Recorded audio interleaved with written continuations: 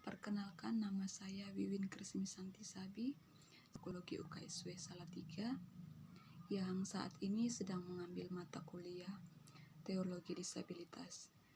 Nah, di kesempatan kali ini saya hendak mengajak teman-teman sekalian untuk sama-sama kita belajar tentang topik Teologi Disabilitas mengenai suatu tema, siapakah yang layak di hadapan Tuhan. Nah, teman-teman, ada sebuah realitas di dalam kehidupan kita setiap hari. Salah satunya adalah orang-orang dengan gangguan kejiwaan.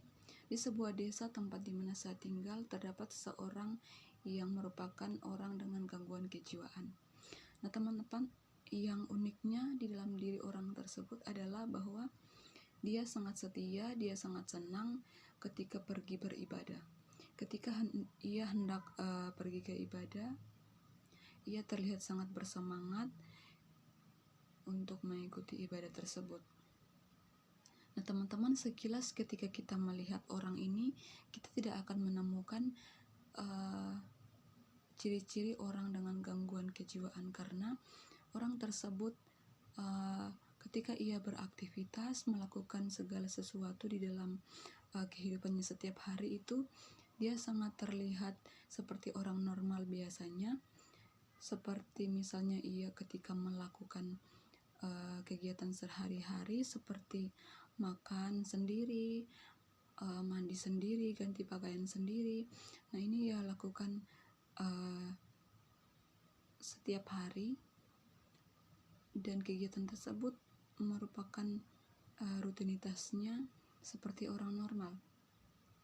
Tetapi teman-teman, masalahnya adalah ia kemudian seringkali mengalami yang namanya kekerasan.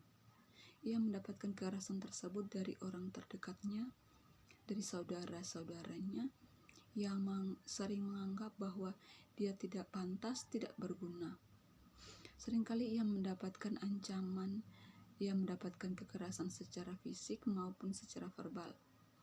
Ia seringkali dianggap tidak pantas untuk melakukan hal-hal yang ia inginkan, seperti beribadah, seperti melakukan pekerjaan rumah. Ia seringkali dilarang untuk tidak melakukan hal-hal tersebut dengan alasan bahwa apa yang ia lakukan kemudian mengganggu orang lain, tidak membawakan sesuatu yang baik, atau mempermalukan keluarga. Teman-teman, berdasarkan cerita yang sudah saya sampaikan di awal mengenai orang dengan gangguan kejiwaan kemudian mendapatkan perilaku yang kurang baik, seperti mendapatkan ancaman atau larangan ketika ia hendak mengikuti ibadah dengan alasan ia akan mengganggu orang lain. Nah, dari hal tersebut kemudian muncul pertanyaan bagi kita sekalian. Apakah orang-orang tersebut kemudian tidak layak di hadapan Tuhan? Apakah orang-orang tersebut kemudian tidak layak untuk datang beribadah kepada Tuhan? Nah, teman-teman, dalam sebuah jurnal dituliskan tentang sebuah tulisan mengenai kitab suci Perjanjian Baru yang mengisahkan mujizat penyembuhan yang dilakukan oleh Yesus kepada orang yang kerasukan setan. Nah, misalnya di dalam teks Lukas yang berkisah tentang Yesus yang mengusir roh jahat dari orang gerasa. Dari kisah tersebut kita dapat menilai sendiri bahwa kemudian orang-orang yang seperti inilah yang kemudian diangkat oleh Yesus, yang diharapkan oleh Yesus, yang diberikan kesembuhan oleh Yesus.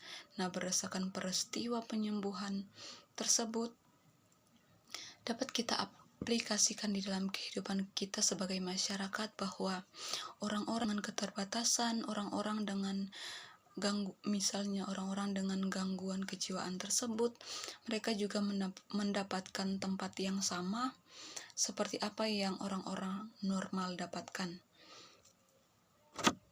Nah, dengan demikian, kita sebagai orang-orang yang sudah belajar, kita sebagai orang-orang yang sudah tahu, kita wajib memberikan tempat yang sama terhadap saudara-saudara kita yang mengalami gangguan kejiwaan, saudara-saudara kita yang memiliki kekurangan.